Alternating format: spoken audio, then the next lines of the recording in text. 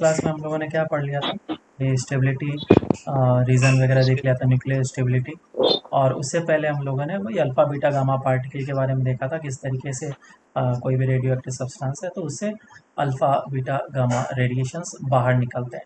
तो इस तरीके से न्यूक्लियस स्टेबल हो जाता है अल्फ़ा गामा पार्टिकल बाहर निकल के अपने n/p के रेशियो को बैलेंस करके, ठीक है, जो कि बताया था इस रेंज में होना चाहिए। तो हाँ ये चीज़ हो गया। अब इसमें हम लोग क्या पढ़ेंगे, इसमें हम लोग मैथ्स के बारे में जानेंगे। ऊपर क्या था, फिजिक्स थ्योरी, और नीचे क्या है अभी, मैथ्स।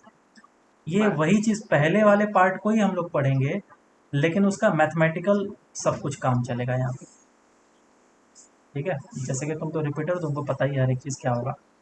हाँ तो स्टार्ट करते हैं। मान लो कि हमारे पास कोई भी एक रेडियो एक्टिव एलिमेंट है जो कि अनस्टेबल है, या फिर रेडियो एक्टिव है तो बोल ही दिया मैंने। तो उसके active nuclei, number of active nuclei जो t इज इक्वल्स टू 0 पे है, वो लेट से एन नॉट है, और ये डिके होकर के बी में जा रहा है, और t इज इक्वल्स टू 0 पे बिल्कुल डिके नहीं हुआ, तो इसके नंबर ऑफ न्यूक्लाई कितने होंगे, 0। और जब टाइम t हुआ तो उस समय एक्टिव न्यूक्लाई जो बचा वो कितना बचा, n बचा। हम्म यस। तो कितने नंबर ऑफ न्यूक्लाई b बन चुका है, एन नॉट माइनस एन हो नॉट गया, माइनस वन। है ना। इतने नंबर ऑफ न्यूक्लाई हमारे बी वाले बन चुके हैं। अब न्यूक्लाई को हम लोग समझते हैं, जब भी हम लोग बोलते हैं एक्टिव न्यूक्लाई, उसका मतलब क्या होता है, बताओ क्या होता है एक्टिव न्यूक्लाई का मतलब, आदित्य। उस टाइम पे कितने बाकी है? Yes sir. हाँ, एक्टिव न्यूक्लाई का क्या मतलब होता है,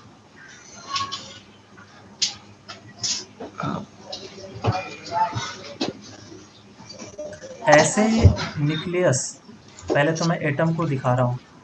ये एटम है ए का, ए एटम के अंदर होगा न्यूक्लियस।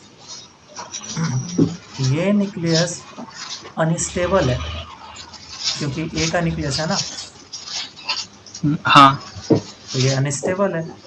तो क्या करेगा, डीके प्रोसेस में जाएगा। Decay process in the sense alpha beta gamma radiation emit करेगा। तो इससे जैसे ही अल्फा बीटा गामा निकल गया तो ये स्टेबल बन जाएगा, तो वो उसी जगह पे कन्वर्ट हो जाएगा एटम ऑफ बी में, ठीक है। और ये ओके। न्यूक्लियस हो जाएगा तुम्हारा बी का,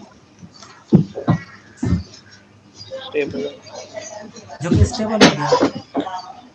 यस। तो हाँ। अब यस ये सर। वापस से डिसइंटीग्रेशन में, क्योंकि ये तो स्टेबल है, तो स्टेबल है तो इसका मतलब ये नहीं कि ये भी वापस से डिसइंटीग्रेशन में जाएगा या फिर alpha beta gamma radiation emit करेगा, सिर्फ यही किया। तो जो भी अनस्टेबल न्यूक्लियस होता है उसको हम लोग बोलते हैं एक्टिव न्यूक्लियाई, बराबर है। Okay sir. Yes sir. Unstable okay. Nuclei okay. Hmm, अब मेरे को म्यूट लगा कर उस लो। टाइम पे कंसंट्रेशन कितना है। तो N naught is the initial number of active nuclei at T is equal to 0। अच्छा। Initial number of active nuclei at T is equal to 0, मतलब कि मान लो मैं एक एग्जांपल लेके चलता हूँ। 100 एक्टिव न्यूक्लाई, 100, जो कि alpha beta gamma radiation decay process कर सकता है। अब 100 में से 10 ने डीके कर लिया तो बचा कितना, 90। 90। और 10 हाँ। डीके कर चुका है तो 10 तुम्हारे पास बी एटम्स होते हैं। स्टेबल वाले। हाँ, तो ये किस रेट से कर रहा है ना। हमें ये निकालना है कि टी टाइम के बाद कितने नंबर ऑफ एक्टिव न्यूक्लियाई बचेंगे। तो ऐसा देखा गया कि जो रेट होता है डिसइंटीग्रेशन का, वो इस बात पे डिपेंड करता है कि कितने नंबर ऑफ एक्टिव न्यूक्लियाई उस समय प्रेजेंट है। जैसे कि फॉर एन एग्जांपल, अगर 100 न्यूक्लियाई प्रेजेंट है तो रेट होगा 5 न्यूक्लियाई का डिसइंटीग्रेशन पर सेकेंड, एग्जांपल ले रहा हूँ। और जैसे ही ये 5 न्यूक्लियाई एक सेकेंड में डिसइंटीग्रेट कर गया तो बच गया 95। तो अब क्योंकि 95 है तो इसके करस्पॉन्डिंग जो रेट होगा अब वो कम हो जाएगा। मान लो कि ये हो जाएगा 4 हाँ। TPS। एक्टिव न्यूक्लियाई कम हो तो जाएगा। क्या चीज़ है, this n is directly proportional to the rate. यही चीज़ स्टूडेंट को समझ में नहीं आती है, वो बस रट्टा मारता है। तो अब मैंने सही। बता दिया है, dn/dt is directly proportional to n, और इसको मैं एक इक्वलिटी में कन्वर्ट करता हूँ तो एक कांस्टेंट लाना पड़ेगा मुझे यहाँ पे। ये हो जाएगा dn/dt is equal to lambda into n। तो इसमें घट एक, रहा है तो नेगेटिव साइन नहीं आएगा। हाँ मैं वही बता रहा था, इसमें एक ही मिस्टेक है कि n टाइम के साथ घट रहा है, n टाइम के साथ घट रहा है, मुझे एक माइनस साइन कट रहा है। देना पड़ेगा इस इक्वेशन को करेक्ट बनाने के लिए। अब देख लेना, कुछ लोग माइनस साइन इस तरफ लगाते हैं, कुछ लोग माइनस साइन यहाँ पे इंसर्ट कर देते हैं, तो दोनों सही है, इक्वेशन को सही बना लेंगे। ठीक है क्या? हाँ yes sir, sir. Yes sir. So dn/dt is equals to minus of lambda into n। तो ये एक डिफरेंशियल फॉर्म है इस इंटीग्रेशन का। अब लैम्डा क्या है इसमें हमारा, बताओ, तुम लोग को पता ही है। रेट कांस्टेंट, डी के डीके, कांस्टेंट। डी के डीके कांस्टेंट। कांस्टेंट। अब हम लोग इसको इंटीग्रेट करेंगे और निकालेंगे कितने टाइम के बाद n बचेगा, कितना n बचेगा। तो सिंपल है इसका इंटीग्रेशन, पर minus lambda n dt, so dn/n is equal to minus lambda dt, दोनों साइड इंटीग्रेशन कर लो। जब समय शून्य था, जब समय शून्य था तो उस समय कितने number N of naught. Active nuclei थे, एन नॉट। और जब समय एन नॉट। टी हो जाएगा तो उस समय कितने नंबर ऑफ एन न्यूक्लाई होंगे, N naught. N naught point. तो ये हो गया इंटीग्रेशन, और ये हो जाएगा L N N, limit put कर लो, एन नॉट से N is equals to minus of lambda into T, है ना। तो अब मैं डायरेक्टली इसको लिखता हूँ, L N N by N naught is equals to minus of lambda T. ये एक इक्वेशन है जो कहीं कहीं पे यूज़ किया जा सकता है, ध्यान रखना। और एक दूसरा इक्वेशन जो कि हम लोग ज़्यादातर यूज़ करते हैं, at n is equals to N naught E raise to power minus of lambda T, पता है ना। यस। हाँ सर। ये इक्वेशन तो ज़्यादा ही यूज़ होता है। चलो अब इसका ग्राफ देख लेते हैं, जैसे जैसे टाइम बढ़ता जाएगा वैसे वैसे एक्टिव न्यूक्लाई घटते जाएंगे। कम। तो इस समय एन नॉट था और टाइम के साथ घटना स्टार्ट किया। समझ में आया क्या? हाँ सर, टाइम पे तो एक्टिव एक्सपोनेंशियली न्यूक्लाई बढ़। हाँ बी सर। के, बी के कितने बचेंगे एक्टिव न्यूक्लाई? बढ़ रहे हैं ना वो, हाँ, बचेंगे या फिर बढ़ेंगे। मतलब कितने बन चुके हैं। Nuclei of B will be equals to N naught minus N of N. Naught means. हाँ सर। ये आ गया न्यूक्लाई ऑफ बी हाँ ये विच इज फॉर्म। ठीक है, फिर ये चीज़ हमें समझ में आ गया। अब इसमें दो चीज़ है, एक हाफ लाइफ होता है और एक एवरेज लाइफ होता है या फिर मीन लाइफ होता है। हाफ लाइफ, और क्या बताना था इसमें, मैं कुछ भूल रहा हूँ, कुछ एक और चीज़ बताना था मुझे। The graph of N B. N भी छोड़ो ना, वो तो बढ़ेगा, क्या क्या सेम वही ग्राफ बढ़ता हुआ जाएगा। यहाँ पे जब रिएक्शंस कराते हैं तो इसको यहाँ पे लैम्डा हम लोग पुट करते हैं। लैम्डा पुट करने का मतलब ये हो गया कि इसका रेट है, इस रेट से ये ओके डिके कर रहा है। ठीक है क्या? सर, हाँ डीपीएस वो सर। सब थोड़ा बताओ ना सर, वो अब थोड़ा वो सा मैं क्लियर आगे नहीं। बताता हूँ, यस। वो आगे बताता हूँ, एक्टिविटी के पास बताऊंगा मैं। ठीक है, तो ये समझ में आ गया, ये चीज़ हो गया। अब मैं हाफ लाइफ बता देता हूँ और मीन लाइफ। हाफ लाइफ का फॉर्मूला क्या होता है बोलो? L N 0.69 upon lambda. T half is equals to L N two by lambda. Lambda. पता है ना कैसे आता है? पता हाँ है, yes sir. Sir. Very. N हाँ को N sir. Naught by two. हाँ N naught by two substitute half life करना। का मतलब हो गया कि अगर एन नॉट से स्टार्ट हुआ था तो कितने टाइम के बाद active nuclei just half of initial बचेंगे, वो इससे हमें हाफ मतलब, of initial half of initial.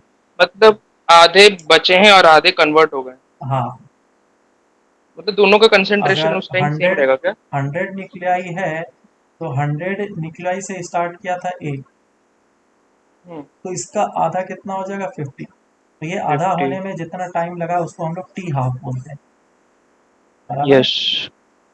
हाँ mean sir. Life, mean life मतलब सर जैसे एक कि सेकंड।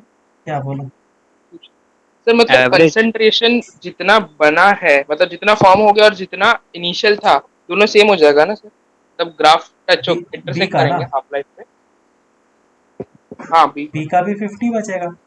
अगर बी डिसइंटीग्रेट कहीं और नहीं कर रहा है, कुछ नहीं कर रहा है, तो बी भी 50 बचेगा। हाँ, लेकिन डेफिनेशन में और हम लोग दोनों क्या बोलते हैं, कंसंट्रेट के ग्राफ मैच होंगे ना उस पॉइंट पे हाँ हाफ लाइफ। इंटरसेक्ट कर लेगा।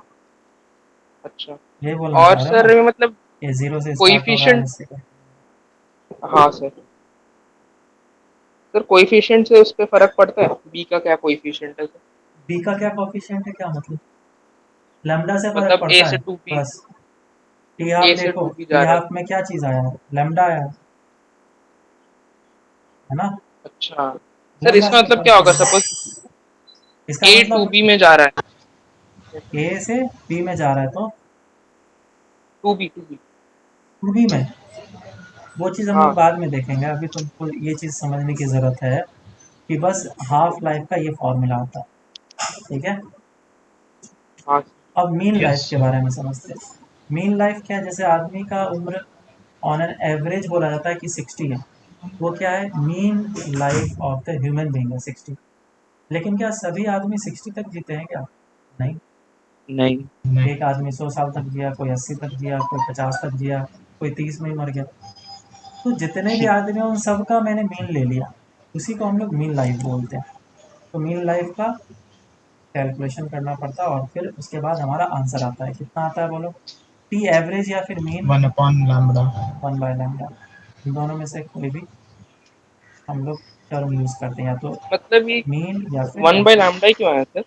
मतलब कैसे किया है इसको? फिर से इंटीग्रेशन वाली बात है ना, एवरेज लेने के लिए हम लोग को क्या करना पड़ता है, किसी भी चीज़ का average F of x D x divide by integration D x, D x. यही तो एवरेज का हाँ. फॉर्मूला होता है। उसी तरीके अच्छा, से फिर हम एन लोगों ने, नॉट टी रही। हाँ, ये सब वैल्यूज़ वगैरह पुट किए हैं। ये सब जो डेरिवेशन है किसी काम का नहीं है, कहीं पे भी नहीं पूछा जाएगा, तो टेंशन मत लो। हाँ, डायरेक्ट हाँ, फॉर्मूला ही मिल फॉर्मूला जाएगा याद सर। करके रखना है। तो एक सिंपल सा चीज़ है, अगर हमारे पास एन नॉट एक्टिव न्यूक्लियाई है, तो हाफ लाइफ के बाद अब कितने एक्टिव न्यूक्लियाई बचेंगे, N naught by two. N0/2. मैं और हाफ लाइफ जाता हूँ, इसका और N half naught by life लिया तो इसका मतलब N0/4. N naught by four हो जाएगा, और हाफ लाइफ लिया तो N naught by N naught by eight. Eight हो N0/8. जाएगा। इसका मतलब क्या है, लेट से कि T half is 2 second, A B में कन्वर्ट हो रहा है, तो T is equals to 0 second पे 100 निकलाई थे, तो T is equals to 2 second पे कितने हो जाएंगे 50। 50। T is equals to 4 second पे 25। 25, और T is equals to 8 second पे 12.5। 12.5। 15। ठीक है, तो ये वही चीज़ यस। हाँ। बता रहा है। ऐसा मत समझना कि यहाँ पे अगर 4 दे दिया है तो ये यहाँ से 4 है, नहीं, वो स्टार्टिंग से 4 होता है, क्योंकि टी इज इक्वल्स टू 0 तुमने यहाँ डिफाइन कर दिया, अब टाइम बढ़ेगा, ठीक तो है। मतलब सर ये भी बोल रहे हैं कि दो टाइम का हाफ लाइफ T75 होता है ना, T3/4। दो हाफ लाइफ के वो बाद, चीज़। ओके। दो हाफ रेट लाइफ के कम हो रहा बाद है। कितना बचेगा निकलाई, नॉट बाय 4, 1/4। 1/4। हाँ. अब मैं सबसे इम्पोर्टेंट बात बताता हूँ। अभी तक हम लोगों ने एग्जाम्पल लिया है 100 का, लेकिन जब 100 निकलाई होते हैं तो हम लोग ये फॉर्मूला बोल ही नहीं सकते, ये बोलना गलत है, लेकिन हम लोग फॉर्मूला तो लगा रहे हैं। ये फॉर्मूला किसके लिए क्यों गलत? अप्लीकेबल है, ये फॉर्मूला जब मिलियंस में निकलाई होते हैं तभी हम लोग ये फॉर्मूला बोलते हैं, और ये भी प्रोबेबिलिटी होता है, ठीक है क्या। ये डेटा क्या है, प्रोबेबिलिटी का डेटा है। तो एक एक्टिव निकलाई है तो मैं बोल सकता हूँ क्या, हाफ सेकेंड में उसका आधा हो जाएगा, नहीं। नहीं। नहीं। 50 होगा तो मैं 50 में बोल दूंगा, फिर तो यहाँ हाफ लाइफ के बाद 25 हो जाएगा, नहीं, डेटा बोल ही नहीं सकते। ये चीज़ सिर्फ और सिर्फ लार्ज नंबर ऑफ एक्टिव निकलाई के लिए वैलिड है। 10, 5, 15, 20, 25, 100, 1000 के लिए वैलिड नहीं है। ओके। मेरी बात समझ में आ गई? तो जेई में अगर हाँ क्वेश्चन सर। आएगा तो इस बात का ध्यान रखना कि एक एक्टिव निकलाई के लिए हम लोग ये सब कमेंट नहीं करेंगे।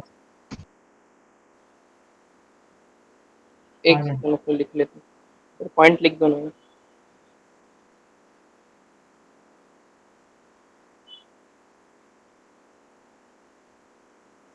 चलो, जैसे एक क्वेश्चन है, क्वेश्चन कर देता हूँ, करो। मान लो कि एक रेडियो एक्टिव सैंपल है, जिसके पास इनिशियली 6 × 10⁻18 एक्टिव न्यूक्लाई है।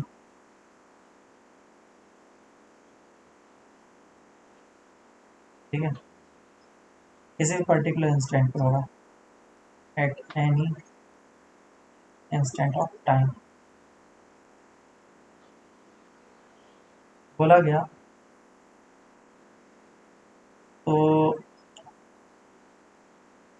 हाउ मैनी, पहला question, find active nuclei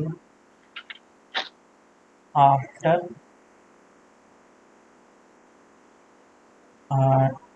half life.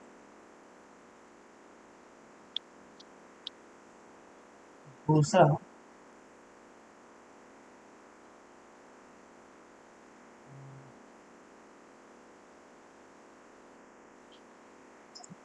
if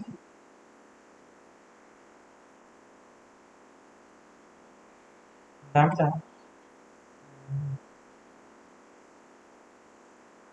if half life is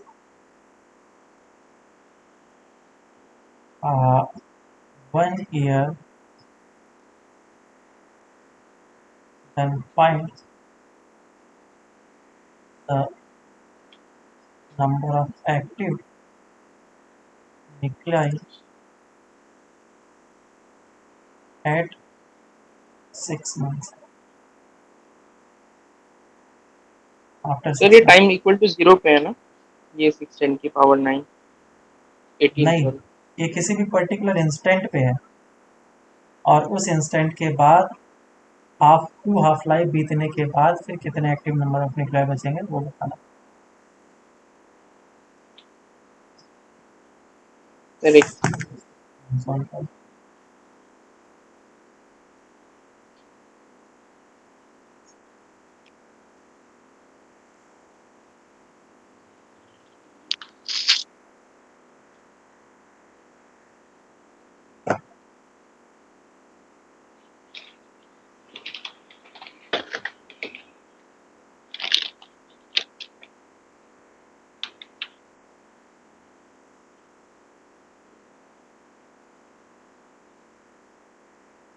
sir मतलब ये आफ्टर 2 हाफ लाइफ उस इंस्टेंट के बाद आफ्टर 2 हाफ लाइफ ना, या फिर टाइम 0 से, वो भी क्लियर नहीं क्या वही, बोले।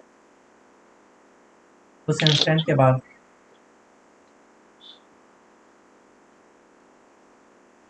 कुछ चीज़ें तुम्हें खुद समझना होता है। T is equals to 0 mention है नहीं, तो टी इज इक्वल्स टू 0 जब मेंशन ही नहीं है तो मैं उस समय से हाफ लाइफ, दो हाफ लाइफ कब होगा पता कैसे चलेगा? नहीं पता चलेगा। और नहीं। वाला कुछ और कंसेप्ट। तो ये ऑब्वियस हो गया कि हाँ, दो हाफ लाइफ उसी इंस्टेंट के बाद।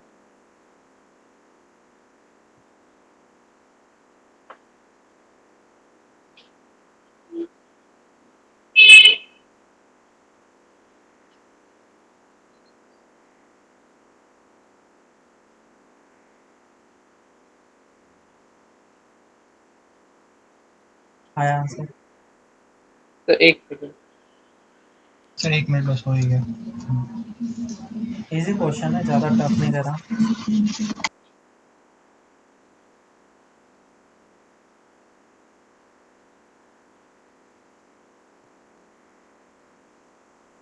यस सर हो गया। सर फर्स्ट का आंसर तो 1.5 यस 10 सर की हो पावर गया। 18 है, हम्म, और हाँ सेकंड का आंसर 3√2 6 10 की पावर 18। √2। ठीक है, देखते हैं कितना। तो एक्टिव नंबर ऑफ न्यूक्लियाई कितने हैं? इतना, और इसका 0।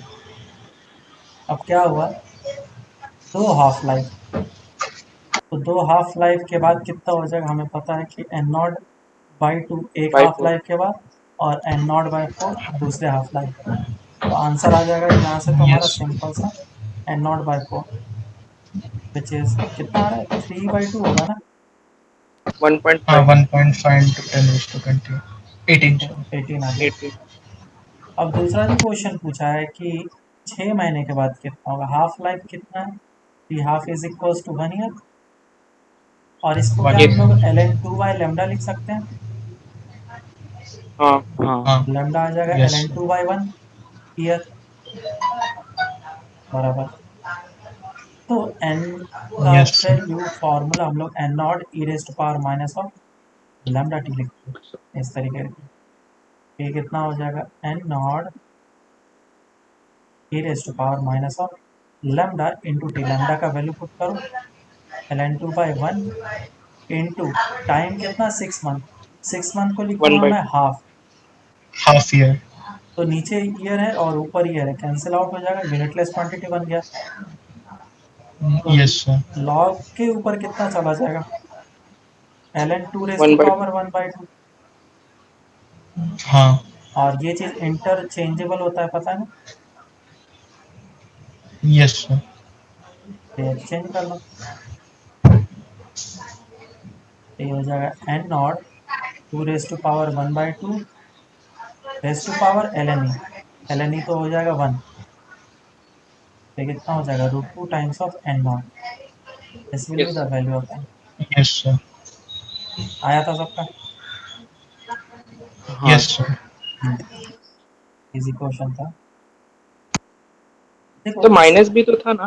क्या, वो माइनस लिया था ना आपने? मैं देखा नहीं। अच्छा हाँ दिया हुआ। Okay okay. क्या?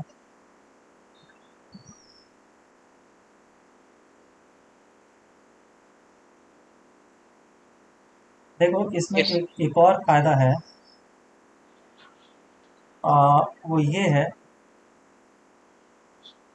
कि जब हम लोग काम करते हैं कोई भी मटेरियल के ऊपर, उसके एज को बताते हैं, जैसे कि ये स्टोन 100 साल पुराना है, या फिर ये इमारत 1000 साल पुराना है, ये फॉसिल फ्यूल इतना साल पुराना है, कैसे हम लोग बताते हैं, इसी तरीके से बताते रेडियो एक्टिव।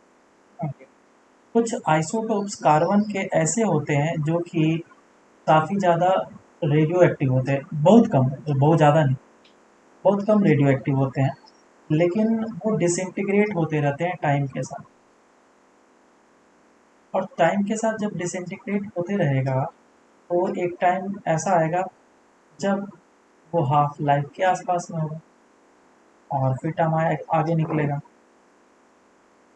तो जो हाफ लाइफ होता है कार्बन आइसोटोप का या फिर यूरेनियम का, ऐसे ऐसे बहुत सारे मटेरियल होते हैं, उसके सालों साल वो होता है, हाफ लाइफ होता है। जैसे यूरेनियम का जो हाफ लाइफ होता है वो 10⁻⁹ में होता है, समझ में आया। okay तो yes टेन हाँ raise to sir sir. Power nine years बहुत बड़ा हो गया ना साल। हाँ हाँ तो मान लो किसी भी हड्डी में, बोन में यूरेनियम होगा, तो उसे इतना साल लगेगा, इसमें 100 एक्टिव न्यूक्लाई थे, तो 100 एक्टिव न्यूक्लाई जो है वो 50 एक्टिव न्यूक्लाई में कन्वर्ट होने में एक कितना 10⁻⁹ ईयर्स लगेगा। इतना इतना स्लो। तो ओके। इतना तो ह्यूमन रेस भी नहीं है। तो कहने का मतलब ये हाँ है कि हम लोग आसानी से किसी भी चीज़ का एज निकाल सकते हैं, समझ में आ रहा है ना, हम लोग आसानी से किसी का भी एज निकाल सकते हैं। तो इसके थ्रू हम लोग किसी भी रॉक का या फिर किसी भी जो भी है चीज़ होते हैं, फॉसिल फ्यूल वगैरह होते हैं, उसके एज हम लोग एस्टिमेट करते हैं। कार्बन और डेटिंग। यस। हाँ, तो उसके लिए हमें एक्टिविटी की ज़रूरत पड़ती है, एक्टिविटी। अब एक्टिविटी क्या है, activity is basically the rate of radio active decay, ठीक है, मतलब रेट ऑफ जो डिके हो रहा है, that is called activity. dn/dt ना? हाँ, जो रेट ऑफ रेडियोएक्टिव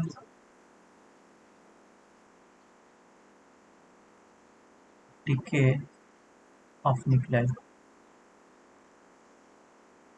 तो इसको हम लोग ए से डिनोट करेंगे, that will be equals to D N by D T होता है। अब क्योंकि एन टाइम के साथ घट रहा है तो एक माइनस साइन हमें यहाँ पे अप्लाई करना पड़ेगा, तो ये एक्टिविटी हो जाता है। अब इस एक्टिविटी के फॉर्मूले को याद रखना है तुम लोग को अच्छे तरीके से, और इसी एक्टिविटी के थ्रू हम लोग किसी भी के एज को निकालते हैं। तो एक्टिविटी का फॉर्मूला क्या होगा पहले तो वो हम लोग जान लें। तो देखो D N by D T minus of D N by D T हम लोग कितना बोलते हैं, lambda N minus lambda N. Lambda N. और हाँ एन का हाँ वैल्यू हम लोग क्या बोलते हैं, N is equal to N naught E raise to power minus of lambda T, yes sir, instant पे कितना है? ओके हाँ है ना। तो इसको मैं इक्वल्स टू क्या लैम्डा एन लिख सकता हूँ, बिल्कुल है। और क्या इसको मैं equals to lambda into N के जगह पे मैं क्या लिख लूँ, नीचे लिखता हूँ A is equals to lambda, और एन के जगह पे मैं लिखूंगा N naught E raise to power minus of lambda, हाँ या ना। हाँ यस सर। ठीक है। ओके अब यस देखो, सर अब देखो इसको भी चेंज करेंगे हम लोग। तो जब एक्टिव न्यूक्लियाई ज़्यादा होंगे, ए से बी में डिसइंटीग्रेट हो रहा है ना, जब time T is equals to zero था तो एक्टिव न्यूक्लियाई था एन नॉट, तो एक्टिव न्यूक्लियाई जब एन यस नॉट था तो उसके करस्पॉन्डिंग एक्टिविटी होगा ज़्यादा ए नॉट, क्योंकि रेट ज़्यादा होगा उस सही समय। है। और जब टाइम बीतता चला जाएगा तो एक्टिव न्यूक्लियाई बचेगा एन, और उस टाइम के लिए एक्टिविटी कितना हो जाएगा ए, कम हो जाएगा। कम हो जाएगा। तो इस समय ए नॉट का मैं वैल्यू कितना बोलूँगा, A naught will be equals to lambda into N. Lambda is constant जो कि कभी चेंज नहीं होगा। एन उस समय पे कितना था, एन नॉट था। और इस समय एक्टिविटी क्या होगा टाइम टी पे, लैम्डा इंटू एन। एन हम लोग यही ए को निकालना चाह रहे हैं कि किसी भी टाइम पे कितना होगा। तो लैम्डा इंटू एन नॉट क्या बनता है, ए नॉट बनता है, A raise to power minus of lambda. So this is our final equation जो कि तुम्हें याद रखना है। ओके, नॉर्मल वैसे ही आ गया। हाँ, इसको याद चलो रखना है और इधर इसको ही। याद रखना है। तो N is equals to N naught E raise to power minus of lambda T formula होता है, उसी के जैसा एक्टिविटी का भी फॉर्मूला होता है, A naught E raise to power minus of lambda T. बराबर है। Okay yes. हाँ, इन दोनों को याद यस हाँ रखना सर। है। अब आगे चलते हैं और इसमें कुछ यूनिट्स वगैरह देखते हैं, जैसे कि एक्टिविटी कितना है या फिर किस रेट से डिसइंटीग्रेट कर रहा है, उसे हम लोग यूनिट के नाम से जानते हैं। और उसका यूनिट क्या क्या है, तीन चार यूनिट है, जिसने एक्सपेरिमेंट करा उसने अपने नाम पे एक यूनिट बना लिया। जैसे बेक्वेरल, ऐसा यूनिट ऑफ एक्टिविटी,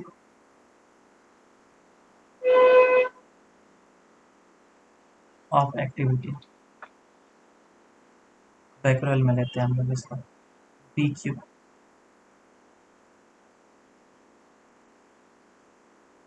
और ये सर किसके बराबर यूनिटी होता है, वन डिसइंटीग्रेशन पर सेकेंड के बराबर होता है। तो one becquerel is equals to 1 dps, 1 disintegration पर सेकेंड। और ये 1 डिसइंटीग्रेशन पर सेकेंड जो है क्यूरी में भी कभी कभी मेजर किया जाता है। Madam Curie. हाँ, ओके तो 1 क्यूरी कितना होता है, उसने बोला कि 1 curie is basically equals to the 1 gram of radium activity, 1 gram of radium.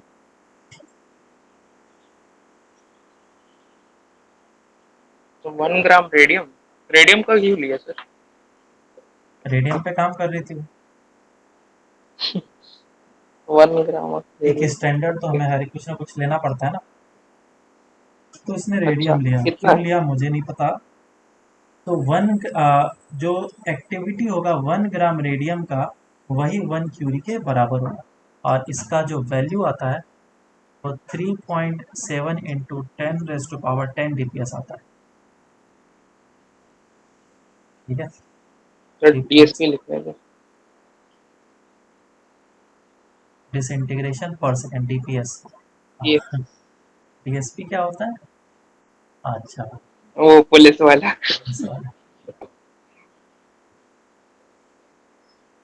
Disintegration पर सेकेंड। मैंने थोड़ा गलत किया, इसमें इक्वल्स टू नहीं आएगा, इसका अपना अलग ही रहेगा। इसका कुछ वैल्यू नहीं है। 1 barrel 1 becquerel is equals to 1 disintegration per second, and अच्छा 1 curie is equals to 3.7 into 10 raised to power 10 dps। ये एक्टिविटी के हैं हाँ, these are the unit of activity। जैसे बोलते हैं डिसइंटीग्रेशन पर सेकेंड, तो ये तो रेट हो गया ना। यस सर, 1 सेकंड में कितना हाँ, ये हो गया हमारा activity. Activity.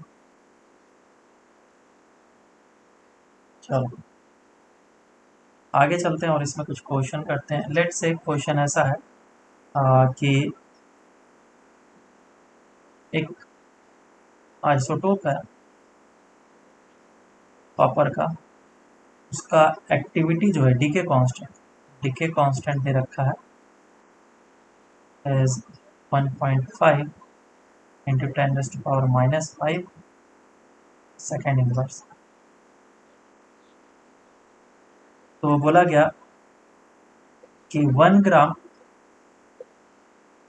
Find the activity of 1 gram of this जो भी चीज़ है कॉपर। 1 म्यू जी लिख लेता हूँ,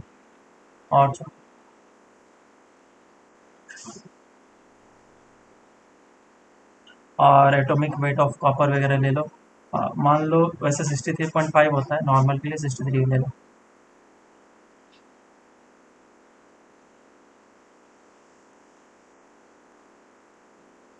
ठीक है,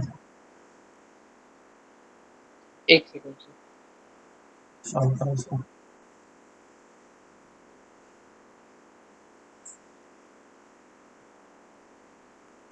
तो पहले वो निकाल लिया नंबर ऑफ पहले नंबर ऑफ न्यूक्लियाई। न्यूक्लियाई निकाल लो कि कितने परसेंट है, क्योंकि ये ए से बी में अगर कन्वर्ट हो रहा है तो ये एन नॉट है कितना, ये तो पता चले तभी तो मैं ए नॉट निकालूंगा, लैम्डा इंटू एन नॉट। बस एन नॉट ही तो निकालना है हम लोग काम का चीज़। एन नॉट कैसे निकलेगा? नंबर ऑफ एटम्स कितने होंगे, moles number into of atoms, Avogadro. तो number of moles into Avogadro's number Avogadro कितना होता है? 6 10 की power 23 6 into 10 raised to power 23, और एन का वैल्यू कितना हो जाएगा? मास अपन मोलर मास 10 की पावर हाँ -6 हाँ कौन? 63.5। 63.5, यस और दोनों ग्राम में ही है, मेक श्योर कर लो कि दोनों सेम यूनिट का हो। तो ये हमारे नंबर ऑफ एटम्स निकल गए। जितने नंबर ऑफ एटम्स होंगे उतने ही नंबर ऑफ न्यूक्लियाइज भी होंगे। Okay yes sir. एक एटम में एटम 2 में न्यूक्लियाई तो नहीं है। होता है ना, एक ही न्यूक्लियाई होता है। अब बस वैल्यू को पुट कर लो, हाँ मल्टीप्लाई कर लो, आंसर आ जाए। ठीक है क्या? Yes sir. हाँ, यस सर। आगे हाँ सर। चलते हैं और क्वेश्चन को देखते हैं। ऐसे ऐसे रैंडम क्वेश्चन बहुत सारे आ जाएंगे, कोई बड़ा चीज़ नहीं है। आगे करते हैं हम लोग सीरीज एंड पैरेलल वाला। ये थोड़ा टफ लगता है sir. Parallel disintegration, parallel DK nuclei.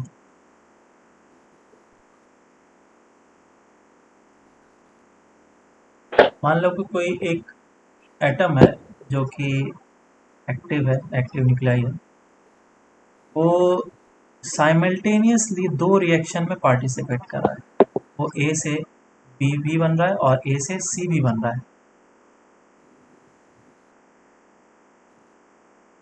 तो डिसइंटीग्रेशन में पार्टिसिपेट ले रहा है, और इसका जो रेट ऑफ कन्वर्जन है लैम्डा 1 से और इसका रेट ऑफ जो कन्वर्जन है वो लैम्डा 2 से। तो स्टार्टिंग में कितने नंबर ऑफ एक्टिव न्यूक्लाई थे, N naught, T is equal to 0, और जब टाइम टी हुआ तो कितने एक्टिव न्यूक्लाई रह गए, एन रह गए। N बिल्कुल, N N number active nuclei रह गए, तो कितने डिसइंटीग्रेट कर गए, N naught minus of N. अच्छा B और C टोटल। हाँ तो हाँ जब time t is yes equal to sir 0 था तो एक्टिव न्यूक्लाई b का कितना था, 0। 0, और जब टाइम t 0 हो जाएगा हाँ तो उस समय मैं बोल लेता हूँ कि n1 हो गया, nb। सेम वे में जब time t is equal to 0 था तो nc कितना, 0, और जब टाइम t हुआ तो n2 हो गया। तो मैं बोल N2 सकता हूँ कि n1 प्लस ऑफ n2 क्या n not minus of n के बराबर होना चाहिए, हाँ या ना, सही। सही है, हाँ सर। यस यस सर हाँ क्योंकि 100 नंबर ऑफ निकलाई थे उसमें से अब 90 बचा है, तो 10 डिसइंटीग्रेट कर गए, so this value is basically 10, जिसमें से 4 ये बन गया होगा और 6 ये बन गया होगा। तो हमने कैसे बोला 4 ये बना है 6 ये बना है, डिपेंड करता है कि लैम्डा 1 का वैल्यू कितना है, जिसका ज़्यादा होगा वो जल्दी जल्दी बन रहा है। बनेगा। मेरी बात समझ में आई या नहीं आई? अच्छा मतलब N1 यस ग्रेटर है, सर N2 ग्रेटर है, वो लैम्डा 1 ग्रेटर है, लैम्डा 2 ग्रेटर है, उस पर डिपेंड हाँ, करता उस पर डिपेंड करेगा, अगर लैम्डा 1 ज़्यादा हुआ तो n1 है। ज़्यादा N1 बनेगा, ग्रेटर। और लैम्डा 2 अगर ज़्यादा हुआ तो n2 जल्दी जल्दी बनेगा। ठीक है, सही सही। हाँ। हाँ तो सर। यस सर फाइनली ये जो डिके कर रहा है उसके लिए हम लोग क्या बोल सकते हैं, dn/dt is equals to, lambda minus lambda. क्या इसका रेट ऑफ डिसइंटीग्रेशन 2 है, अच्छा ओके। है ना। तो तुम एक ओके रिएक्शन को हाँ एक टाइम पे देखो कि ए जो है वो सी में कन्वर्ट हो रहा है लैम्डा 2 से, तो मैं बोलूँगा that D n/dt is equals to lambda 2 into N, और क्योंकि ए माइनस। साइमल्टेनियसली बी में भी कन्वर्ट हो रहा है तो मैं इसके लिए भी dn/dt इक्वल्स टू लैम्डा, हाँ माइनस साइन दे देता हूँ, minus of lambda 1 into N बोलूँगा। बिल्कुल है, N। लेकिन ये दोनों हाँ चीज़ साइमल्टेनियसली हो रहा है, तो नेट जो रेट है वो इन दोनों का एडिशन होगा। रेट ऐड हो जाता हाँ, रेट ऐड होगा ना। है। ओके। एक बॉक्स है जिसमें ढेर सारे बॉल रखे गए हैं, एक आदमी 3 बॉल 1 सेकंड में निकालता है और एक आदमी 2 बॉल 1 सेकंड में निकालता है, तो रेट ऐड होगा या नहीं होगा। अच्छा मतलब टोटल बॉल कितने निकल रहे हैं, हाँ, 5 बॉक्स एक। अगर मैं बोलूँगा बॉक्स से कितने बॉल निकल रहे हैं 1 सेकंड में, तो 5 निकल रहा है, तो मुझे इसको ऐड करना पड़ेगा और इसको ऐड करना पड़ेगा, इन दोनों को, तो that will be total rate at which A is decreasing, active nuclei of A is decreasing. मेरी बात समझ में यस आएगी सर ना। हाँ तो सर नेट हाँ rate sir. will be equals to dn/dt will be equals to lambda 1 into n1, sorry n plus of lambda 2 into n, तो कॉमन ले लो lambda 1 plus lambda 2 into n, और minus sign आ गया और ये आ जाएगा dn/dt। अब सारा इंटीग्रेशन वाला प्रोसेस एग्जैक्टली सेम रहेगा, और जब हम लोग इसको डिराइव करेंगे तो डेरिवेशन के बाद n का फॉर्मूला क्या आ जाएगा, n is equals to n naught e raise to power minus of into T. Lambda effective T बोलते हैं। हाँ समझ में आया क्या। Okay. Yes sir. Yes sir हाँ, तो इस तरीके से हम लोग किसी भी टाइम इंस्टेंट पे एक्टिव न्यूक्लाई कितने हैं वो हम लोग निकाल सकते हैं। तो ये हमारा हो गया पैरेलल वाला। अब सीरीज वाला देखते हैं। सर बी और सी का एट एनी इंस्टेंट पे निकाल सकते हैं क्या? हाँ, अब n निकल गया ना, n निकल गया तो हम लोग ये n1 plus of n2 is equal to this much है, और इसका वैल्यू टोटल हमें पता है, तो इसको निकाल लेंगे। एन निकल गया, इंडिविजुअल एन कैसे निकालेंगे? एन वन ये इधर से बताएंगे। ये इधर से आया ना इंडिविजुअल। अच्छा इसमें एन पुट, ओ उसका एक्सप्रेशन क्या होता है, देख लेंगे निकाल। आ जाएगा ना। ठीक है सर। इंडिविजुअल के लिए हम लोग वो फॉर्मूला लगा लेंगे, n is equal to n naught E raise to power minus of lambda 1 into T. ठीक है सर, याद नहीं रखते हो फॉर्मूला मतलब हाँ, ऑन द स्पॉट? मैं तो बस इतना सा याद रखता हूँ कि ये चीज़ है। पैरेलल के लिए तुम्हें ज़्यादा याद रखना पड़ जाएगा। सर और ये हाफ सीरीज लाइफ के वो सब लिए, भी मतलब सीरीज के लिए हाँ बोलो। पैरेलल में भी हाफ लाइफ वो सब सेम ही रहेगा, मतलब हाँ वैसे ही लैम्डा रहेगा। 1 बाय लैम्डा 2 आएगा। अभी एक क्वेश्चन कराऊंगा उसमें और समझ में आएगा। सीरीज, हाँ सीरीज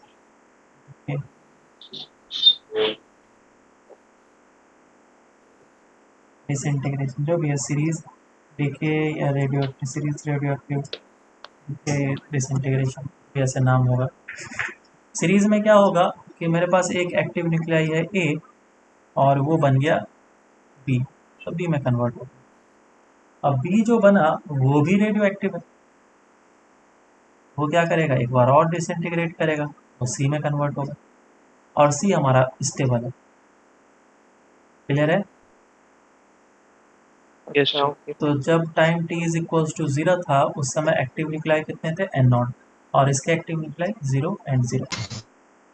मान लो कि a से b में जो कन्वर्जन हो रहा है उसका रेट लैम्डा 1 है, और b से c में जो कन्वर्जन हो रहा है उसका रेट लैम्डा 2 है।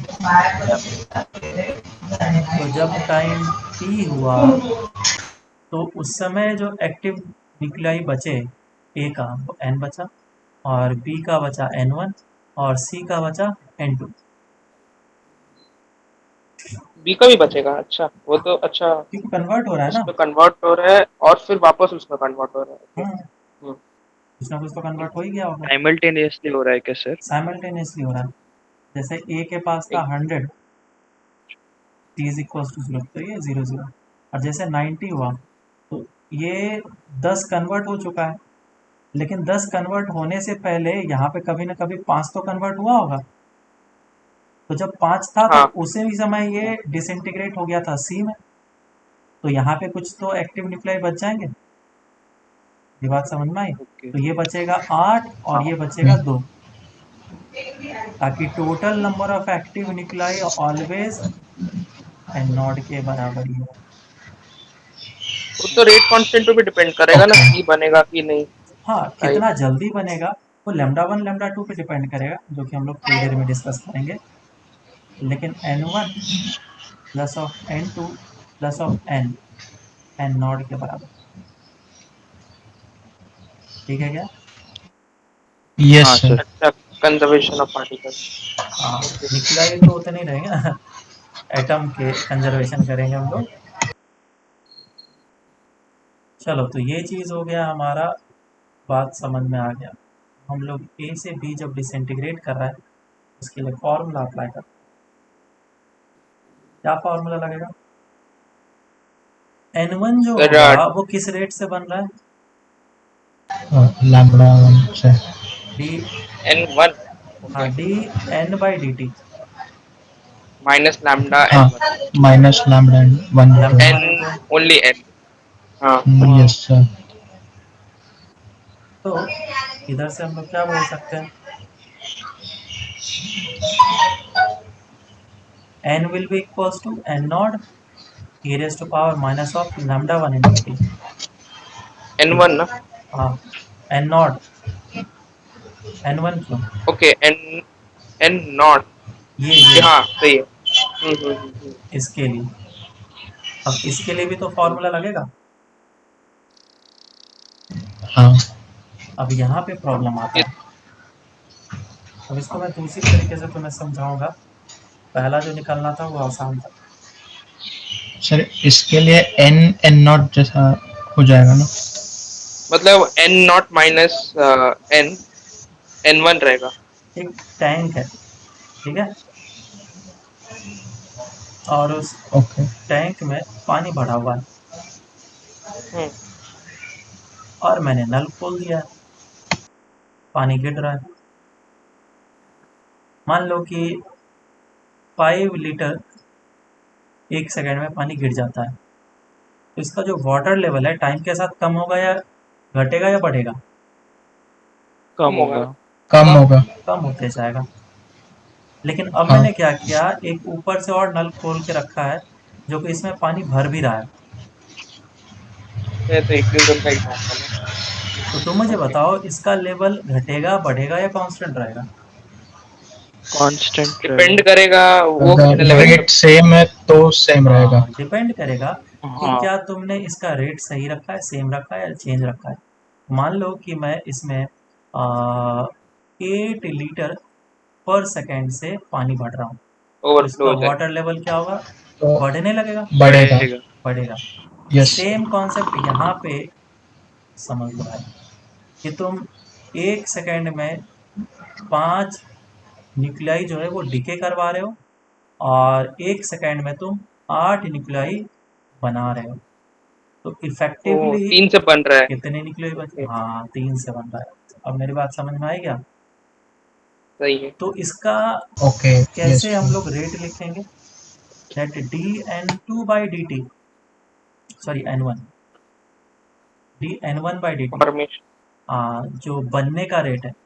अभी देखो, क्योंकि प्लस होगा वाटर ना। लेवल बढ़ रहा है तो इसको मैं बढ़ने का रेट ले रहा हूँ पॉजिटिव, मतलब टाइम के साथ N1 बढ़ रहा है, ऐसा लेंगे, या फिर घट यस रहा सर, है, पॉजिटिव।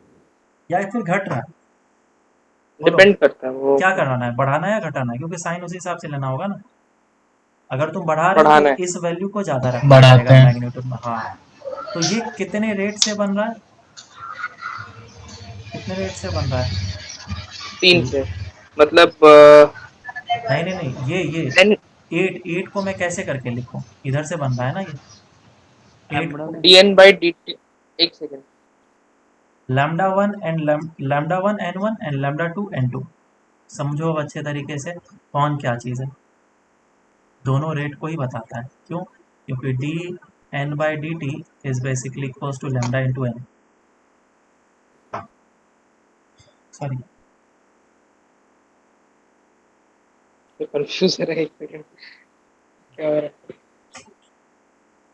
तुम इसको देखो, क्या dN/dt लैम्डा इंटू एन के बराबर होता है? हाँ। λ1 × n। तो b का बनने का रेट क्या है? b का बनने का रेट है λ1 × n, आया ना? अच्छा, जितने से a घट रहा है उतने से b बन रहा है, वही चीज हम्म। आप बोलना चाहते हैं। रेट बोलना है ना मुझे, ठीक है। रेट तो सेम। और ये कितने से घट रहा है rate? λ2 n1। n1। Lambda 2 × n1। तो यस मैंने सर। इसके मैग्नीट्यूड को ज़्यादा रखा है, तो λ1 तो n माइनस λ2 n1। अच्छा, अभी समझा। ऐसा। सही है। तो ये हो गया हमारे पास, और अब मुझे इसी को इंटीग्रेट करना है। n का तो वैल्यू हमें पता है,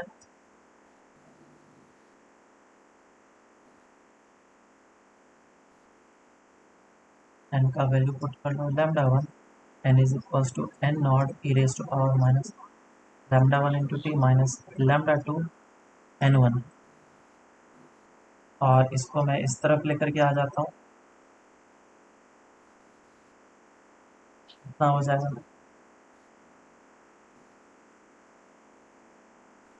dN1/dt plus of λ2 into n1 is equals to lambda n naught E raise to power minus of λ1 into T.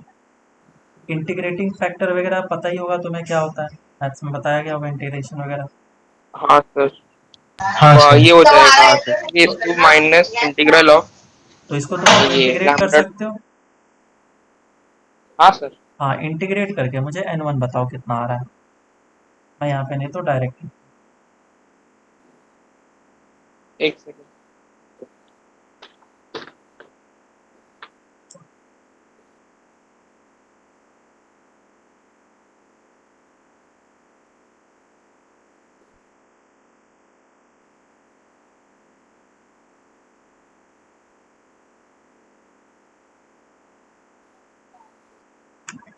ठीक है। तो ये चीज़ हमारा आ गया इंटीग्रेशन करने के बाद। और फिर अब इसमें हम लोग कुछ चीज़ें समझते हैं कि अगर हमारा डिसइंटीग्रेशन जो है वो वेरी करेगा तो हम लोग उसको किस तरीके से चेक करेंगे। जैसे कि इसका डिसइंटीग्रेशन पर सेकेंड लैम्डा 1 और लैम्डा 2 रेट है, तो लैम्डा 1 और लैम्डा 2 का वैल्यू बहुत बड़ा या बहुत छोटा या फिर सेम सिमिलर में हो सकता है। तो हम लोग दो केसेस एज्यूम करेंगे। पहला केस कि लैम्डा 1 काफ़ी बड़ा है। If lambda 1 is much much greater than lambda 2, तो इसका मतलब क्या है, लैम्डा 1 का रेट बहुत ज़्यादा है और लैम्डा 2 का रेट कम। इसका क्या मतलब हुआ? B2C एक मान लेंगे ना, मतलब पूरा मतलब निकला इसमें बन गया। ए जो है बहुत जल्दी जल्दी कन्वर्ट हो गया बी में, और बी धीरे धीरे एक धीरे करके कन्वर्ट होते जा रहा हम्म, है ना। तो तुम ये yes, चीज़ यहाँ पे करो और n1 का वैल्यू बताओ कितना होगा, बिकॉज बताओ कितना आ रहा है। एक सेकंड, लैम्डा 1 बहुत बड़ा है सर। फिर n0 e⁻ -λ2 t। लैम्डा 1 बहुत बड़ा है तो इसको नीचे कर लो, तो लैम्डा 2 डिवाइड बाय लैम्डा 1 होगा और डिवाइडेड बाय लैम्डा 1 होगा। तो ये चीज़, ये तो 0 हो जाएगा। ये तो ज़ीरो हो जाएगा। ये कितना हो जाएगा, 1 minus minus of N naught. और लैम्डा 1 इज बहुत बड़ा, लैम्डा 1 किधर था, ये था। तो ये भी टर्म क्या हो जाएगा, ज़ीरो, क्योंकि 1 by E raise to minus power m naught infinity बराबर। तो क्या बन के आया, सही। e raised that to N naught minus E raise to power minus of lambda 2 into T. मतलब कहने का ये है कि सिर्फ यही प्रोसेस हो रहा है, क्योंकि ये 0. प्रोसेस पूरा तो पूरा कंप्लीट हो चुका है। लग ही रहा था। Yes, sir. So D N one by D T, या फिर बोल लो एन वन जो किसी भी टाइम टी पे होगा, that will be equals to पूरा का पूरा एन नॉट तो बन चुका है, तो T is equals to zero पे एन नॉट So और e raise to power minus of lambda 2 into T. Aditya that तुम्हारा आवाज़ नहीं आ रहा है सही से।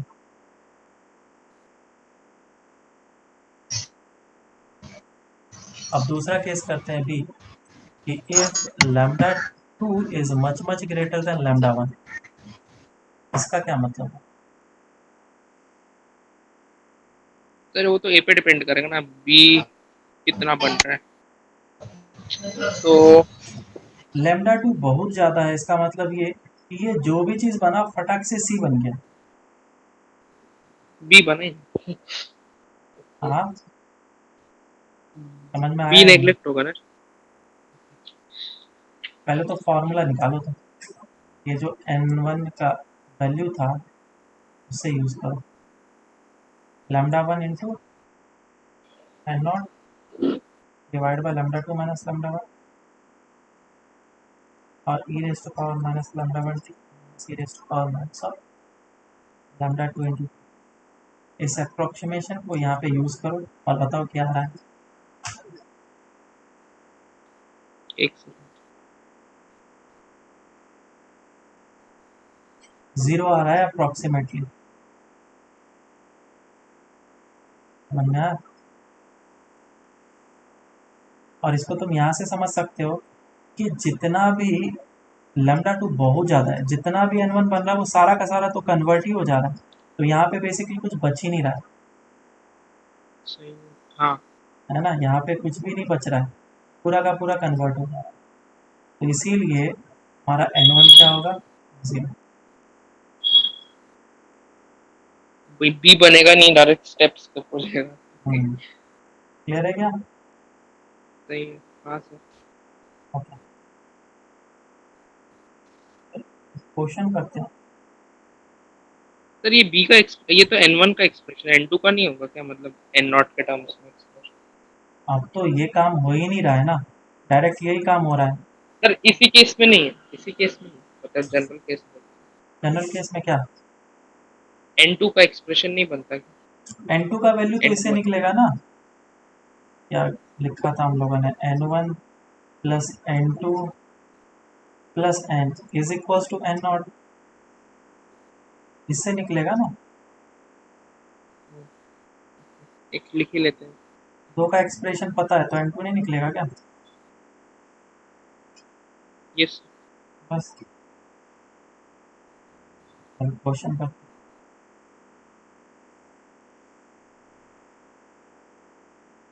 ये रेडियो एक्टिव निकला ही, मैं सेंटेंस में लिखता हूँ,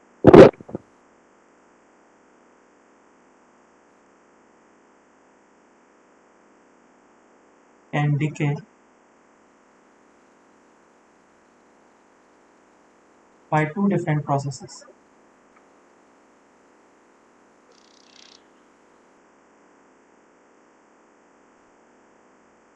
By two different processes. The half-life for the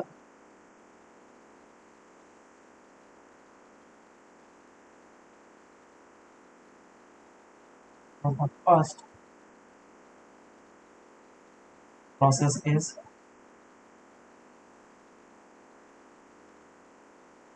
E1 and that for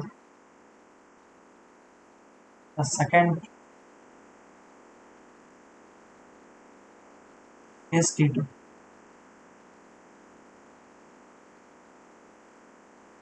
Then find the effective half-life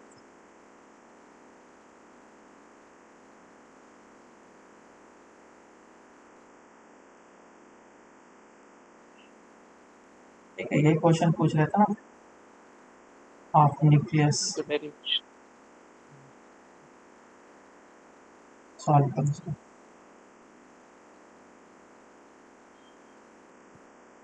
तो ये कैसा है, पैरेलल वाला है ना, हाँ साइमल्टेनियसली दो चीज़ बन रहा है, ए से जा रहा है बी में और ये ए से सी भी बन रहा है, तो लैम्डा वन से बन रहा है, लैम्डा टू से बन रहा है। तो पहले ही मैंने बताया था जो रेट हो गया n will be equals to N naught E raise to power minus lambda one plus lambda two into T आया था, यही तो आंसर आया था। इफेक्टिव रेट कितना हो जाएगा, lambda effective will be equals to lambda one plus of lambda two, है ना। तो हाफ लाइफ हम लोग कैसे बोलते हैं, लैम्डा वन के लिए L N by lambda one is equals to T one, और टी टू कितना हो जाएगा L N two by lambda two. तो लैब टू। अब सभी का वैल्यू पुट कर लो, हाँ सर। लैम्डा वन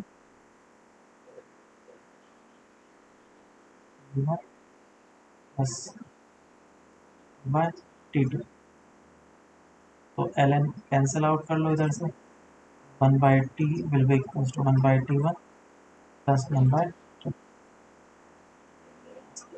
तो ये हो गया हमारा हाफ लाइफ, ये सभी क्या है, हाफ लाइफ है, ठीक है। पैरेलल में इस तरीके से half life.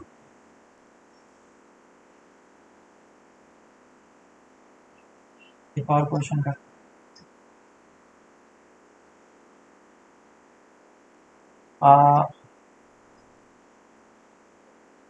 The daughter nuclei, wait the कुछ नहीं daughter nuclei in a nuclear decay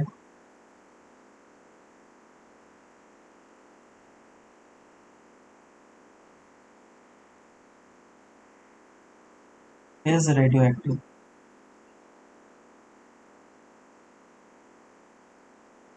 Let lambda p and lambda d, एक minute,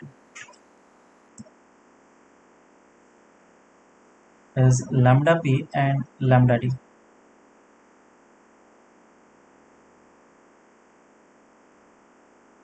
See the decay constant of parent and daughter.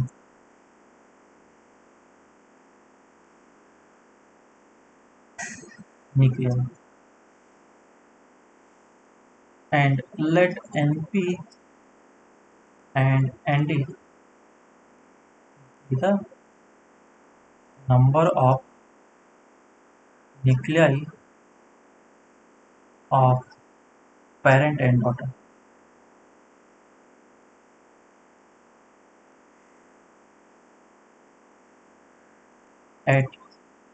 At any time t, किसी भी particular time पे। तो बोला गया find the condition for which the number of nuclei of the number of daughter nuclei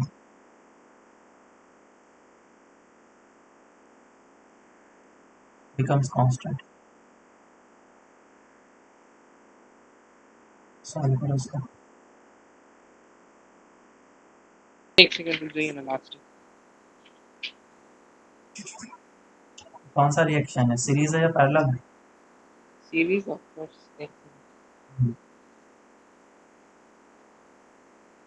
daughter निकला और किसी भी टाइम टी पे बोलो कांस्टेंट इन द सेंस क्या होगा सर? इसका जो बी का वैल्यू रेट है, अच्छा वो कांस्टेंट होगा। रेट ऑफ फॉर्मेशन और रेट ऑफ डिसइंटीग्रेशन। हाँ, वो दोनों क्या हो जाना चाहिए, इक्वल। जिस रेट से फॉर्म कर रहा है उसी रेट से ये डिसइंटीग्रेट भी करे। ये बात समझ में आया क्या? अगर ये जैसे N1 पानी है, ऊपर से भर रहा था और बिल्कुल जितना गिर रहा था, बिल्कुल, जैसे कि ये पानी भर रहा था और ये इधर से भी पानी गिर रहा था, तो इसका लेवल कांस्टेंट होने के लिए जितने रेट से इधर नीचे गिर रहा है उतने रेट से पानी भरना भी चाहिए, अब लेवल भरना कांस्टेंट भी रहेगा। तो इसका बनने का रेट क्या होगा, मान लो ये लैम्डा 1 है और ये लैम्डा 2, तो lambda 1 N1 lambda P into और ये होगा लैम्डा 2 N2। तो ये दोनों क्या होना चाहिए, इक्वल होना चाहिए। अच्छा, इतना ही तो था। हाँ, मैं ये आ पूरा जाएगा पढ़ा आंसर। बस कॉन्सेप्चुअल में क्वेश्चन देता हूँ।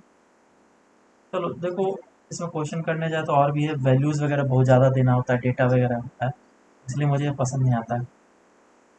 नेक्स्ट चलते हैं, न्यूक्लियर फिजन थ्योरी बहुत ज़्यादा। चैप्टर ही कंप्लीट हो गया, दो चीज़ें, nuclear fission and fission reaction.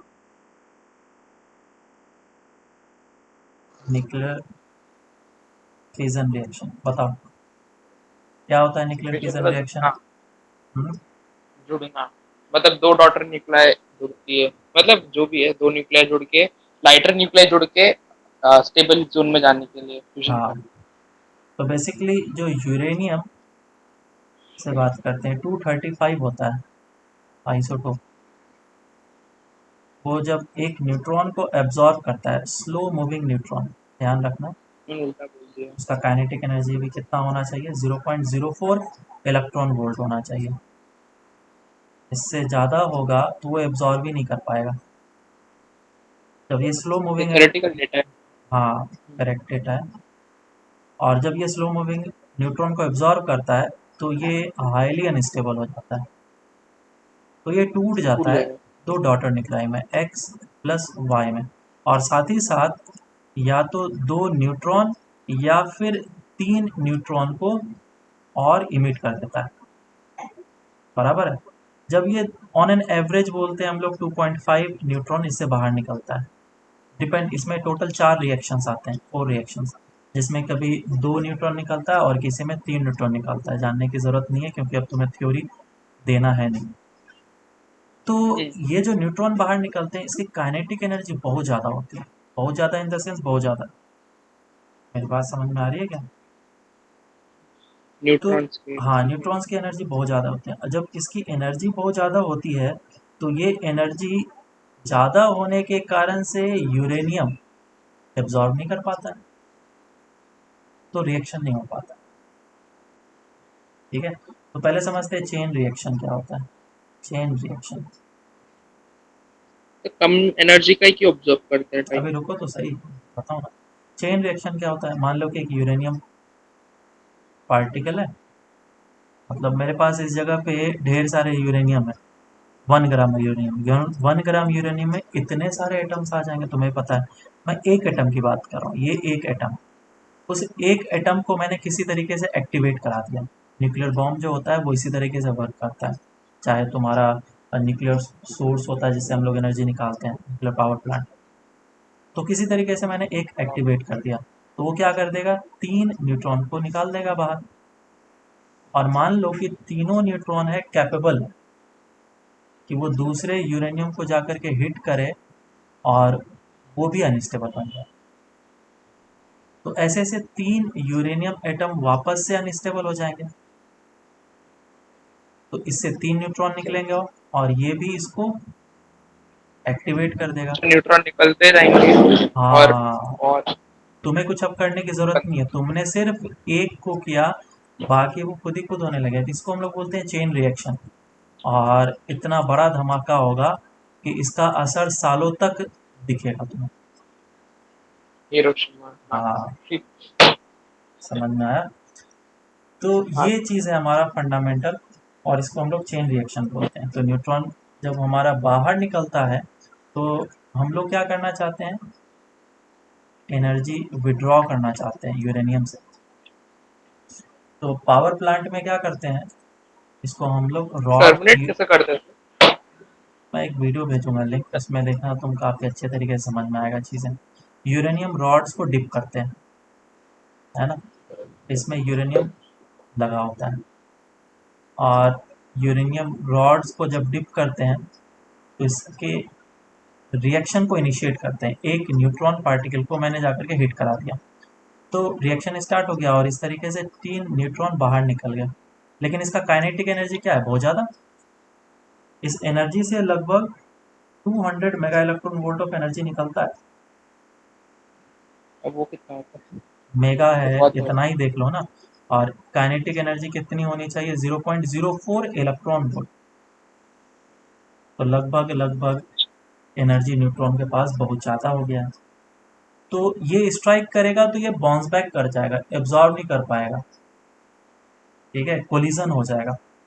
लेकिन न्यूट्रॉन को एब्जॉर्ब करना है, क्योंकि न्यूक्लियस के पास जाकर के वो एब्जॉर्ब कर पाए ना, तभी तो अनस्टेबल हुआ। न्यूक्लियस एब्जॉर्ब करने के लिए उसी रेंज में एनर्जी चाहिए।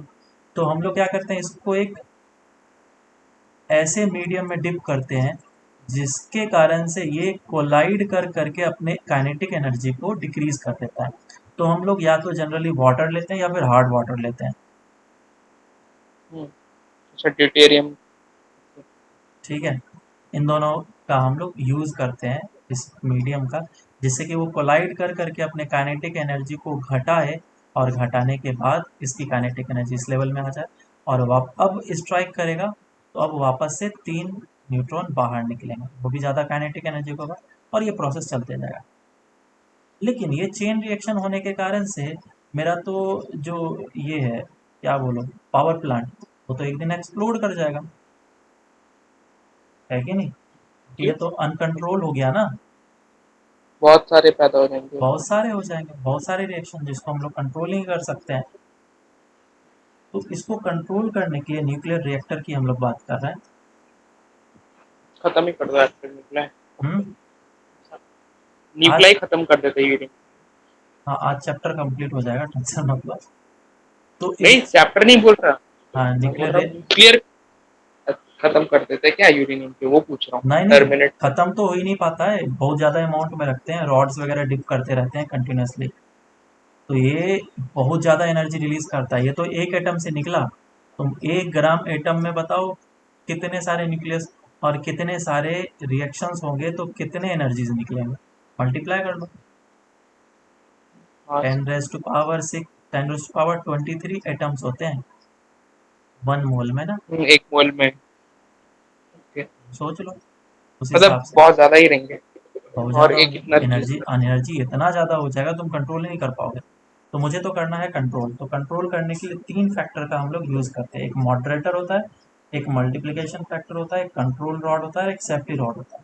मॉडरेटर्स क्या करता है, एक है मॉडरेटर्स क्या करते हैं, ठंडा करते हैं शायद, ऐसा कुछ तो हाँ, था। मतलब स्लो करते हैं ना रिएक्शन, क्या करते हैं। तो ये जो एनर्जीज होते हैं काफ़ी ज़्यादा होते हैं, इसके न्यूट्रॉन की एनर्जी। मॉडरेटर्स इसके न्यूट्रॉन के एनर्जी को डिक्रीज करता है, सबसे पहला काम तो ये। वही बोल रहा था। तो ये क्या हो गया, हार्ड वाटर, जिसको हम लोग D2O बोलते हैं, या फिर ड्यूटेरियम।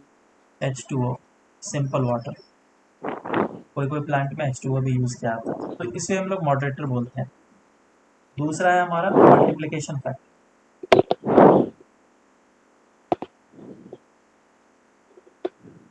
जिसको हम लोग K से रिप्रेजेंट करते हैं। मल्टीप्लिकेशन फैक्टर इस बात को बताएगा कि कितने नंबर ऑफ न्यूट्रॉन्स जाकर के स्ट्राइक कर रहे हैं। ये ऑन एन एवरेज रिएक्शन को बताएगा कि एक रिएक्शन होने के बाद कितने रिएक्शन हो रहे हैं। सपोज एक रिएक्शन हुआ और इससे 3 न्यूट्रॉन निकला, तो वो 3 रिएक्शन करा देगा, एक ये एक ये एक ये, तो के फैक्टर 3 के बराबर हो जाएगा। लेट से अगर एक ही न्यूट्रॉन निकला तो एक को ही वन हो रिएक्शन जाएगा कराएगा, कि बाकी इनको नहीं करने देगा, तो इसका मल्टीप्लिकेशन फैक्टर हो जाएगा 1 ओ बराबर। ओके। तो अगर हमारा सेफ होना चाहिए, जो रिएक्टर सेफ होना चाहिए, उसके लिए के का वैल्यू क्या होना चाहिए, 1 के बराबर होना चाहिए, बराबर। एक न्यूट्रॉन ओके निकले। ओके हम्म, सर। और अगर के से बड़ा होना चाहिए और सेफ, रीजंस के शुड बी इक्वल्स टू 1 और लेस देन 1 भी कर सकते हैं, क्योंकि के को हम लोग बाद में कंट्रोल कर सकते हैं बड़ा करके। लेकिन अगर if K is greater than 1 then it will be uncontrolled reaction. आया ना, क्योंकि एक्सपोनेंशियल कर्व भी एक टाइम ऐसा आता है जब वो बहुत ज़्यादा बढ़ने लग जाता है, लॉगरिथमिक या फिर हम्म, समझ में आ रहा है। ओके। तो ये चीज़ हो गया, अनकंट्रोलेबल। अनकंट्रोलेबल हो जाएगा। इसके बाद फिर हमारा है कंट्रोल रॉड्स। देखो अब हम लोग क्या करना चाहते हैं, जो रिएक्शंस रेट है उसको हम लोग कंट्रोल करना चाहते हैं।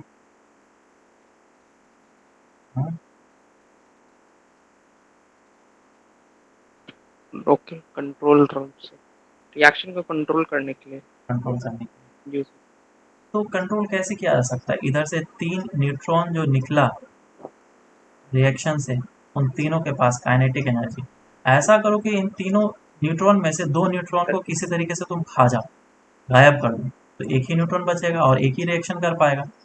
तो इन न्यूट्रॉन को खाने के लिए या फिर गायब करने के लिए हम लोग कंट्रोल रॉड्स का यूज करते हैं। खा जाओ इन the sense kinetic energy zero कर दे टाइप। इन द सेंस उसको एब्जॉर्ब कर लो, ओ न्यूट्रॉन अच्छा, एब्जॉर्बिंग बोरॉन वो मटेरियल। सब। हाँ हाँ, बोरान वो सब है। Yes sir.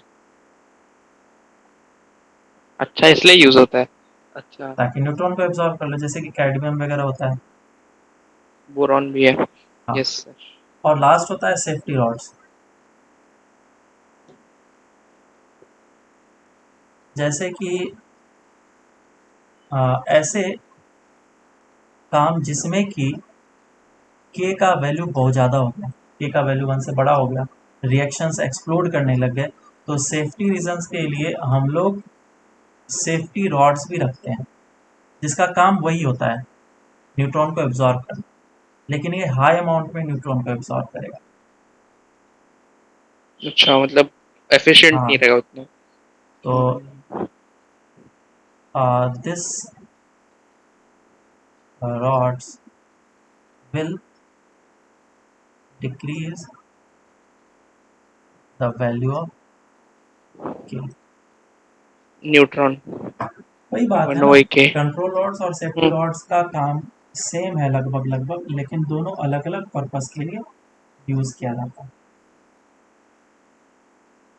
समझ में आ गया। Yes sir. चलो अब आगे चलते हैं, nuclear fusion reaction. Sir hydrogen bomb क्यों खतरनाक रहता है न्यूक्लियर बॉम्ब से? अभी समझ में आएगा, बताऊंगा। ये डाउट रहता हम्म, है। नहीं, डाउट रहता है ये चीज।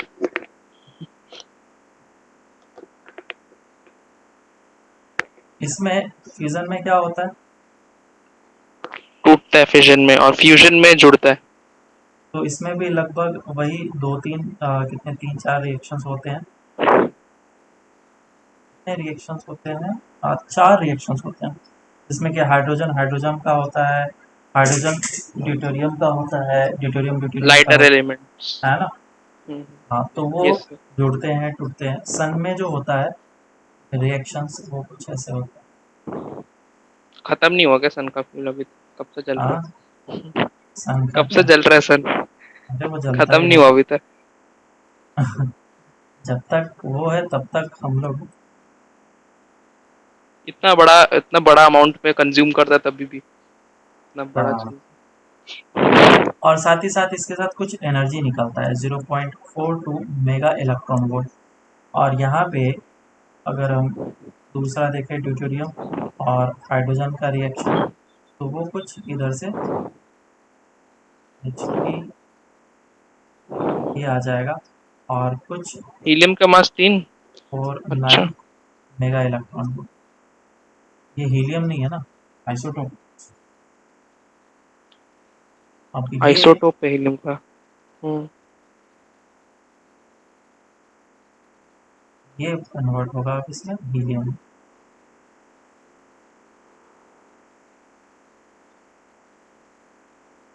ठीक है क्या? ओके। तो ये सारे रिएक्शंस वगैरह होते हैं, और जब ये सारे रिएक्शंस होते हैं तो एनर्जी रिलीज होता है। तो अगर ध्यान से देखो तो एनर्जी जो है ऊपर कितना रिलीज हो रहा था और नीचे कितना रिलीज हो रहा था, कंपेयर करो। एक रिएक्शन में कितना एनर्जी रिलीज होते हैं? ऊपर 200 कुछ तो था ना, इधर कम हाँ, है। 200 के आसपास में रिलीज होता है। लेकिन यूरेनियम हाँ का मास अगर हम लोग कंपेयर करेंगे, अच्छा इसमें ऑन एन एवरेज कितना हो रहा है जो भी है, एक से अगर मैं मान लूँ 10 भी हो रहा है तो ठीक है, तो 10 मेगा इलेक्ट्रॉन वोल्ट। लेकिन मास के कंपैरिजन में हम लोग चीज़ों को देखते हैं, ओके। हमेशा हाँ मास न्यूक्लियन के और कंपैरिजन में न्यूक्लियन। होता है। तो मास के कंपैरिजन में हाइड्रोजन हीलियम वगैरह काफ़ी ज़्यादा होता है, काफ़ी ज़्यादा लाइटर है। यूरेनियम काफ़ी ज़्यादा हैवी है। तो मास के 238। कंपैरिजन में न्यूक्लियर फिजन ज़्यादा डेंजरस हो गया न्यूक्लियर फिजन से। यूरेनियम बराबर है क्या? 1 ग्राम अगर मैं, ज्यादा एनर्जी। हाँ 1 ग्राम अगर मैं ये वाला रिएक्शन कराऊँ या फिर 1 ग्राम मैं यूरेनियम का वाला रिएक्शन कराऊँ, तो एनर्जी मुझे इससे ज़्यादा लिबरेट होगा। ठीक है। सही है। तो ये सारे रिएक्शंस होते हैं और इसमें इतनी सारी एनर्जीज इवॉल्व होती है, निकलती है। और जो न्यूक्लियर फ्यूजन रिएक्शन है उसमें टेम्परेचर काफ़ी ज़्यादा चाहिए होता है। फिजन में। Temperature should okay. Be activation energy. Very high और pressure should be very high.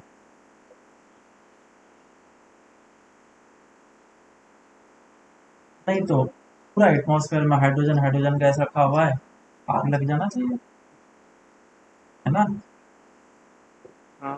समझ में आ रहा लेस है? ऑयल हैपनेस। हाँ, बोतल में हाइड्रोजन गैस लेके भर के लेके जाओ, बोलो आज तो मैं न्यूक्लियर बम गिरा रहा हूँ तुम्हारे ऊपर। हैं? ऐसा तो होता है। प्रेशर हो सकता। तो ओके। ये एक हार्श कंडीशन में ही पॉसिबल है।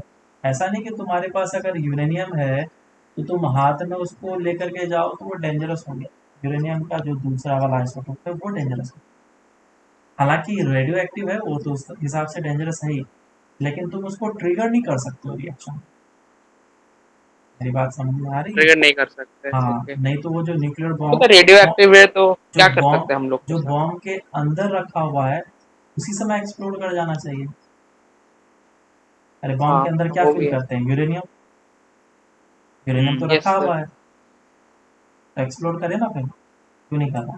ओके, उसको टेम्परेचर उतना नहीं मिल रहा। नहीं नहीं, क्योंकि हमने उसको एक्टिवेट नहीं किया है, क्योंकि हमने एक न्यूट्रॉन को उसके ऊपर बम्बार्ड नहीं कराया रिएक्शन स्टार्ट कराने की। ये बात कहीं समझ से में भी आई? न्यूट्रॉन। हाँ। कहीं से भी न्यूट्रॉन मिला सर फिर कहाँ से हो मिलेगा जाएगा। न्यूट्रॉन? मैंने तो पहले ही बता अंदर दिया से ना। ही।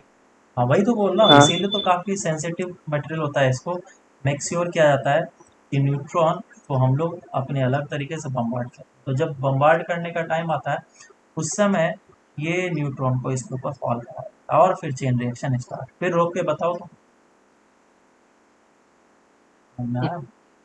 फिर रुकेगा ही नहीं। जब तक खत्म नहीं होता हाँ यूरेनियम। इसीलिए सेंसिटिव चीजें हैं ना, इसको मूवी में भी देखते हो धीरे धीरे, अरे अरे ये कौन सा है न्यूक्लियर, ये न्यूक्लियर बॉम्ब है, धीरे धीरे करके उठाता है और धीरे धीरे उठा करके सूटकेस में डाला और उसको भी अच्छे तरीके से लेके जाता है। हाँ, हाईली सोफिस्टिकेटेड प्लूटोनियम। ओके, है ना। हाँ। ये और यहाँ पे ये चीज। टेम्परेचर बहुत ज़्यादा होना चाहिए।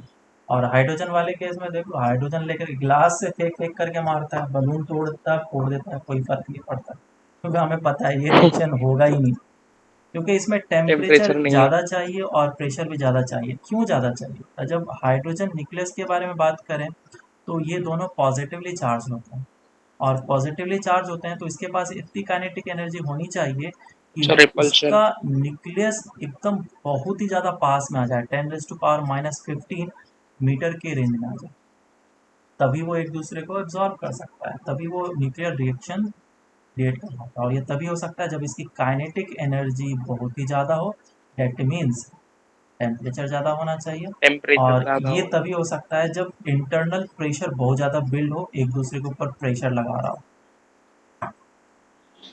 सही है, तभी वो रिपल्शन फोर्स को ओवरकम होगा। तो सन के अंदर वो हाँ। सारे चीज़ होते हैं, वो पॉसिबल हो पाता है। मतलब हाइड्रोजन बॉम्ब को फोड़ने के लिए बहुत हाँ मशक्कत करनी पड़ेगी। ये चीज़ है, लेकिन एनर्जी बहुत, ये चीज़ हो रहा है आजकल। सर। इस चीज़ को इम्प्लीमेंट करने की कोशिश कर रहे हैं, लॉन्चर वगैरह में डालने की कोशिश कर रहे हैं, लेकिन डेंजरस बहुत ज़्यादा है। और फ्यूल एज ए फ्यूल भी इसे यूज़ करने की बातें चल सर, रही है एज अ कुछ फ्यूल लोगों हम में। लोग फिजन यूज करते हैं ना, और फ्यूल मेकिंग वो सब फ्यूजन नहीं करते ना, या दोनों करते अभी रिसेंट का तो मुझे एग्जैक्टली सही में पता नहीं है, अदरवाइज जो PSLV SLV होता है ना, सेटेलाइट लॉन्चिंग हैं? हाँ। Vehicle, yes sir. उसमें हाँ अलग अलग तरह की चीज़ें यूज़ होते हैं। अभी रिसेंटली क्या जैसे यूज़ हो रहा है वो मुझे नहीं पता।